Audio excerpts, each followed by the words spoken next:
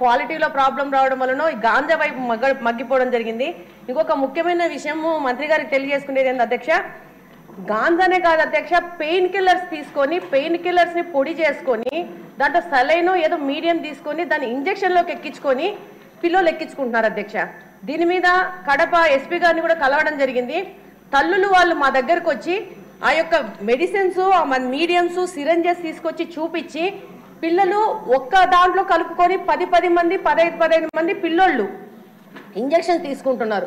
ఒకటి ఆ ఇంజక్షన్స్ వల్ల వాళ్ళకి మత్తు వచ్చేసి ఆ విధంగా ఆరోగ్యం పాడైపోతా ఉంది.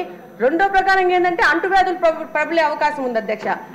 ఆ తల్లులు వచ్చి చెప్పిన విషయం ఏంటంటే మా పిల్లల్ని తీసుకెళ్లి జైల్లో వేసేయండి, మా పిల్లల్ని మేము ఆపుతుంటే మమ్మల్ని కొడుతున్నారు, ఈ యొక్క మెడిసిన్స్ కొనడానికి వెళ్ళేసి డబ్బులు దొంగతనాలు చేయడము, వాళ్ళ ఇంట్లో కొట్టడము, వాళ్ళ పక్క వాళ్ళ జోలికి పోవడము, ఇలాంటి నేరాలు చేయడానికి అవకాశం వస్తూ ఉంది. మేము కంట్రోల్ చేయలేకపోతున్నాము, మా పిల్లల ఆరోగ్యాలు పాడైపోతుంది, మీరు ఏమన్నా చెయ్యి ఆపండి మేడం అని చెప్తున్నారు. అంటే నాకు అర్థమైంది ఏంటంటే ఉన్న సమస్య కంటే సమస్య పెద్దగా ఉంది. ఈరోజు మనం కనుక్కుంటే ఏమవుతుందంటే అధ్యక్ష, ఈ యొక్క మెడిసిన్స్ కొరియర్ ద్వారా తెప్పించుకుంటున్నారు. మనకున్న చిన్న సమాచారం ఏంటంటే బెంగళూరు ద్వారా నుంచి తాడిపత్రికి వచ్చి, తాడిపత్రి నుంచి ప్రొద్దుటూరుకు వచ్చి, ప్రొద్దుటూరు నుంచి కడపకి, దీనికి బిల్లింగ్ ఉండదు, ఏముండదు. మెడికల్ షాప్స్ కొరియర్ ద్వారా తెచ్చుకొని ఆ మెడిసిన్స్ ని ఈ పిల్లలకు ఇచ్చేస్తున్నారు అధ్యక్ష. దానివల్ల ప్రాబ్లం ఏంటంటే ఎస్పీ గారు చెప్పడము, దాన్ని పట్టుకోవడం ఎట్లా అనేది. దీని ప్రకారం నార్కోటిక్స్ చీఫ్ గారి దగ్గరికి కూడా వెళ్ళి మాట్లాడడం జరిగింది. ఆయన అంటారు ఇంకా పెద్ద ఎత్తున దీన్ని పెంచాల్సిన అవసరం ఉంది కంట్రోల్ చేయడానికి. అంటే రకరకాల విధానాల్లో ఒక గాంజా అనుకొని మనం అనుకుంటున్నాము, పెయిన్ కిల్లర్స్, మత్తు పదార్థాలు మెడికల్ షాప్స్ లో కొనే వాటి ద్వారా కూడా పిల్లలు దీనిలోకి వెళ్తున్నారు. తప్పకుండా యువతను కాపాడుకోవాల్సిన అవసరం ఉంది అధ్యక్ష. ఒక్క నిమిషం, దీని ప్రకారం సీసీ కెమెరాలు కూడా పెంచుకోవాల్సిన అవసరం ఉంది అధ్యక్ష. కడప నియోజకవర్గానికి వస్తే దాదాపు అంతకుముందు ఉన్న కెమెరాలన్నీ ఈ 5 సంవత్సరాలు నిర్వీర్యం చేయడం జరిగింది. ఎక్కడైనా ఏదైనా క్రైమ్ జరిగితే కనుక్కోవాలా నేరస్తులు అంటే కనుక్కోలేని పరిస్థితిలో తయారైపోయింది అధ్యక్ష. ఇంకోటి అధ్యక్ష, మా కడపలో మార్పు అనే పేరు మీద ఈ డి అడిక్షన్ సంబంధంగా ప్రైవేట్ డాక్టర్స్ వచ్చి ఒక సెంటర్ని ఓపెన్ చేసినారు అధ్యక్ష కడపలో. కానీ నేను మీ ద్వారా మంత్రి గారికి తెలియజేసుకునేది ఏంటంటే, ఆ అడిక్షన్ సెంటర్ పైన ఉంటే కింద వచ్చి మద్యం దుకాణం పెట్టారు అధ్యక్ష. అంటే పైన తాగండి, పైన డి అడిక్షన్ సెంటర్కి వెళ్ళండి, కిందికి వెళ్ళి మద్యం తాగండి, మళ్ళా చెడిపోండి, మళ్ళీ పైకి వచ్చి అడిక్షన్ సెంటర్లు వచ్చారండి. దాని మీద పెద్ద ఎత్తున మేము అధికారుల దృష్టికి తీసుకుపోవడం, అక్కడి నుంచి ఆ మద్యం దుకాణం కడపలో మార్చి బిల్టప్ సర్కిల్లో కడపలో దాన్ని మార్చి దూరంగా పెట్టండి. ఎందుకంటే ఒక పెద్ద ప్రయోజనం కింద ప్రైవేట్ వ్యక్తులు డాక్టర్స్ వచ్చేసి పిల్లలు దీంట్లో బాధపడుతున్నారు, వీళ్ళని మార్చాలనే ఉద్దేశంని ఈ యొక్క కింద మద్యం దుకాణం పెట్టడం ద్వారా దాన్ని దెబ్బతీసినట్టు అవుతుంది అధ్యక్ష. థ్యాంక్ యూ అధ్యక్ష. ఎమ్మెల్యేస్కి వారి పవర్ వారికి పూర్తిగా తెలియట్లా.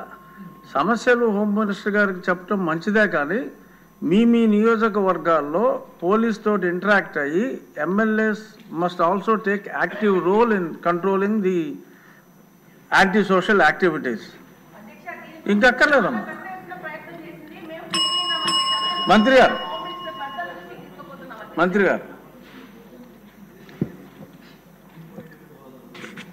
అధ్యక్ష ధన్యవాదాలు అధ్యక్ష. గౌరవ సభ్యులు మాట్లాడిన మాటల్లోని వాళ్ళ తాలూకా బాధ ఒకటేంటంటే సొసైటీ పట్ల వాళ్ళకున్న రెస్పాన్సిబిలిటీ ప్రజాప్రతినిధులుగా అన్నది చాలా క్లియర్గా కనబడుతుంది. యాక్చువల్గా మనం అధికారంలోకి రాకముందే ఈ విషయం చెప్పాలి అధ్యక్ష. ఒక 2 minutes నాకు ఒక టైం ఇవ్వండి, ఎందుకంటే చాలా crucial issue and important issue అధ్యక్ష ఇది. ఎందుకంటే లాస్ట్ టైం మన గౌరవ మంత్రివర్యులు లోకేష్ బాబు గారు యోగాలం చేసేటప్పుడు నేను చంద్రగిరి కాన్స్టిట్యున్సీకి వెళ్ళాను అధ్యక్ష. చంద్రగిరి కాన్స్టిట్యున్సీకి వెళ్ళేటప్పుడు సార్ దగ్గరకు వచ్చి ఒక తల్లి ఒక బిడ్డను తీసుకొచ్చి ఆ బిడ్డకి కూడా స్కార్ఫ్ కట్టుకుని వచ్చింది అధ్యక్ష. తల్లి బిడ్డ ఇద్దరు స్కార్ఫ్ కట్టుకొని వచ్చారు.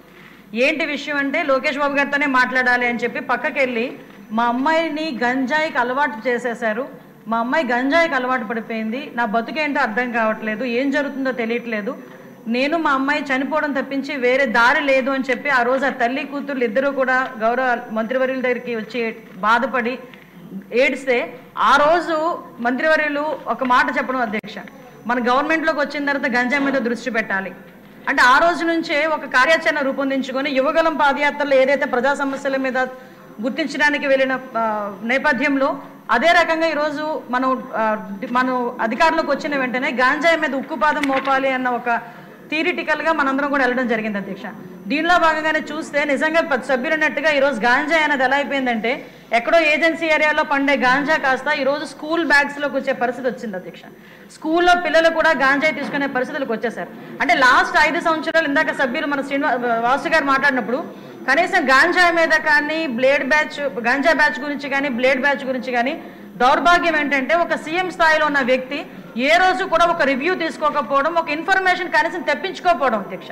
దీని పర్యవసానం ఏదంటే 5 సంవత్సరాలు దీన్ని క్యారీ ఫార్వర్డ్ చేసుకొని ఈ రోజు ఇంతవరకు రావడం జరిగింది అధ్యక్ష.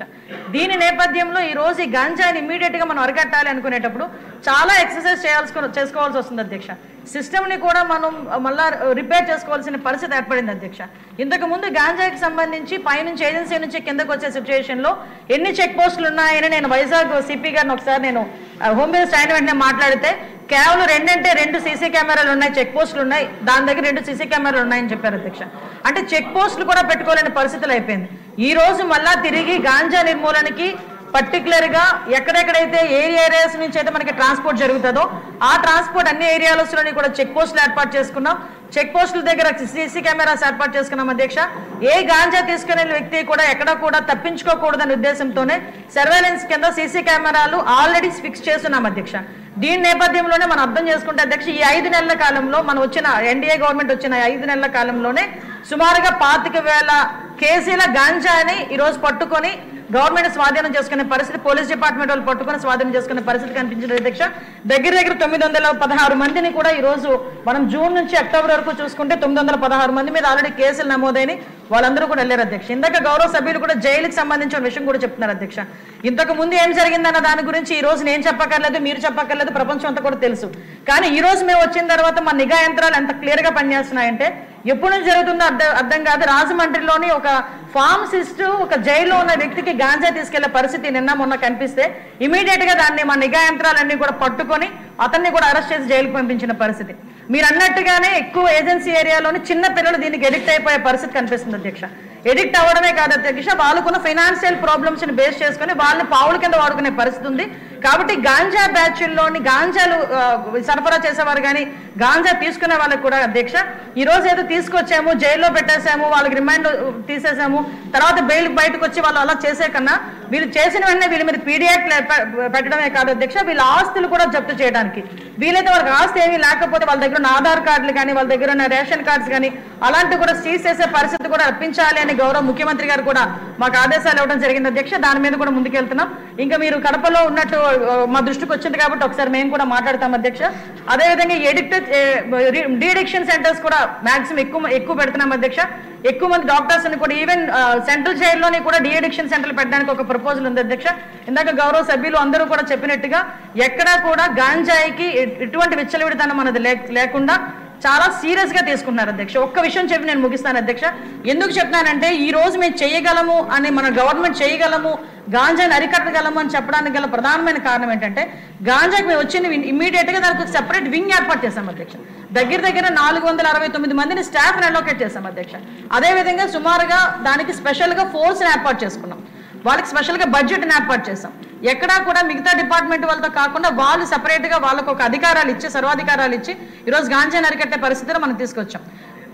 5 సంవత్సరాలు ముఖ్యమంత్రిగా ఉన్న వ్యక్తి ఆ పులివెందుల ఎమ్మెల్యే ఈ రోజు అప్పటి వరకు ఎక్కడ కూడా ఒక రివ్యూ చేయకపోతే నాకు తెలిసి 5 నెలల కాలంలో దగ్గర 7 సార్లు గంజాయి విషయంలో రివ్యూ చేసిన ఘనత కూడా గౌరవ ముఖ్యమంత్రి గారికి మన దక్కింది అధ్యక్ష. కాబట్టి ఇంత కాన్ఫిడెంట్ గా మనం చెప్పగలుగుతున్నాం అధ్యక్ష. గాంజాని కానీ బ్లేడ్ బ్యాచ్ కానీ బ్లేడ్ బ్యాచ్ కూడా ఎక్కువగా రాజమండ్రి విజయవాడలోనే ఎక్కువగా ఉంటుంది అధ్యక్ష. దాన్ని కూడా అరికట్టడానికి ఈ రోజు పోలీస్ డిపార్ట్మెంట్ అంతా సన్నద్ధమైనారు అధ్యక్ష. Thank you.